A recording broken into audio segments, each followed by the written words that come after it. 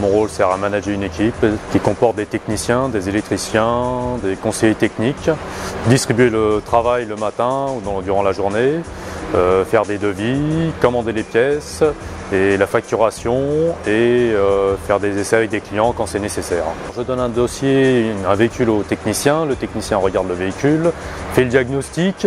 Il me rend ce dossier-là. À partir du diagnostic, j'établis un devis avec des systèmes informatiques qu'on a. Ce devis après passe en réception au réceptionnaire, que le réceptionnaire fait la liaison avec le client.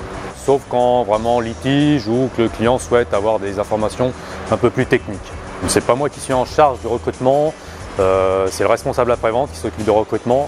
Moi, j'interviens seulement sur la dernière phase. On a un entretien ensemble avec le prochain collaborateur, le responsable après-vente et moi-même. Et on voit un peu ensemble, on lui pose des questions et on essaie de voir. Mais sur un mécanicien, c'est très difficile dans un entretien. Il vaut mieux le voir dans un atelier et voir ce que ça donne au bout d'un mois.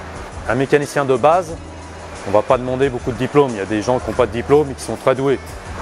Par contre, si vous partez dans les électriciens ou autre chose, là oui, il vaut mieux partir avec un BTS ou un bac pro ou des choses comme ça. Moi, j'ai commencé à l'âge de 15 ans comme pré-apprenti mécanicien, 16 ans apprentissage, pendant 2 ans, mécanicien toujours.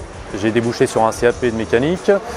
J'ai fait une mention mise au point moteur et un CAP d'électricien d'1 an. Et après, je suis rentré dans la vie active comme mécanicien simple. Après, j'ai fait du magasin. J'ai été responsable d'un magasin. Et après, je suis rentré comme adjoint chef d'équipe et après chef d'équipe mécanique. Je pense qu'il y a de l'avenir dans ce métier-là. Par contre, il faut vouloir évoluer et essayer de tout le temps évoluer dans ce métier. Si on reste qu'à faire mécanicien, malheureusement, à un certain moment, on va être bloqué. On est dans l'avenir de l'électrique, l'informatique aussi. Toutes les voitures maintenant, c'est des calculateurs. Si on n'a pas un ordinateur pour passer sur le véhicule, malheureusement, on ne fait pratiquement plus rien.